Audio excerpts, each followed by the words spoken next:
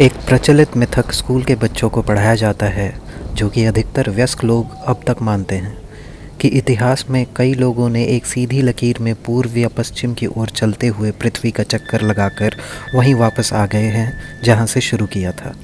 इसको globe birth का एक प्रमाण माना जाता है और ये दावा किया जाता है कि मजेलन से शुरू करके सैकड़ों लोगों ने ये सर्कमनैविगेशन यानी नौ परिसंचालन सफलतापूर्वक संपन्न किया है।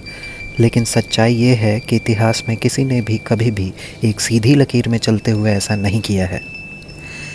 इतिहास में जितने भी सफल सर्कमनैविगेशन का दावा किया जाता है, चाहे वो जल यात्रा या हवाई यात्रा के माध्यम से हो, वो दरअसल एक ही तरीके से किए जाते हैं, जो कि एक बंदरगाह से दूसरे बंदरगाह तक जहाज़ या हवाई जहाज़ से सबसे आसान मार्ग में जाते हैं और रुक कर आगे की आपूर्ति का ईंधन भरते हैं, जब तक कि एक वृत्त पूरा नहीं हो जाता।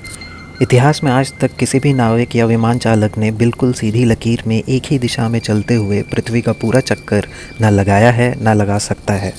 ये भद्दा झूठ आसानी से स्पष्ट हो जाता है जब एक संशयात्मक दृष्टि से जांच की जाए, लेकिन स्कूल के नादान बच्चों के लिए ये बात उनके दिमाग में एक गोलाकार पृथ्वी की झूठी परिकल्पना डालने में काफ़ी सफल सिद्ध होती है।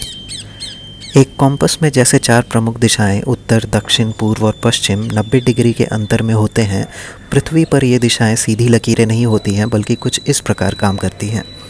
उत्तर ना कि ऊपर की दिशा में एक तीर है, बल्कि पृथ्वी पर ये एक बिंदु है, केंद्र बिंदु है, जो भौगोलिक उत्तरी ध्रुव की दिशा बताता है, जो पोलैरिस या नॉर्थ पोल स्टार यानी ध्रुवीय तारे के नीचे स्थित है।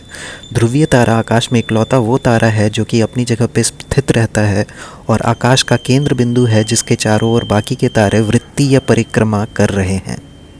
दक्षिण ना कि नीचे की तरफ एक तीर है, बल्कि दरअसल उत्तर दिशा के ठीक विपरीत सीधी लकीर है, या फिर यूँ कहें कि उत्तरी केंद्र बिंदु से बाहर की ओर जो दिशा है वो दक्षिण है।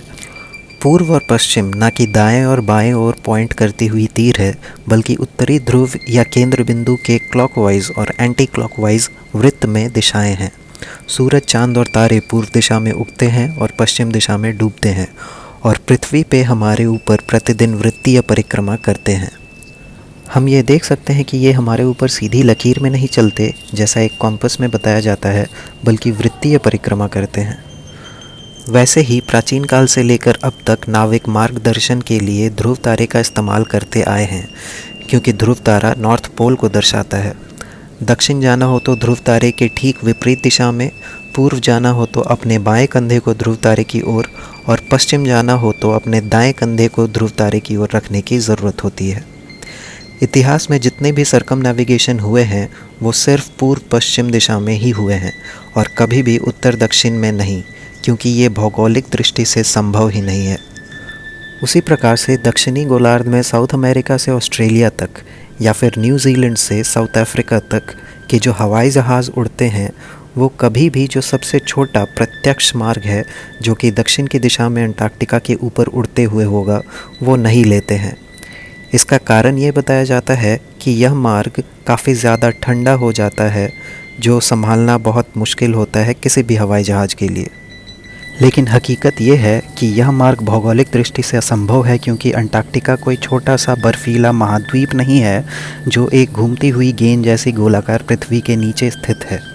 अंटार्कटिका दरअसल हमारे समतल अविचल धरती के बाहर एक परिधि है जो कि बाकी के 6 महाद्वीपों को घेरे हुए है।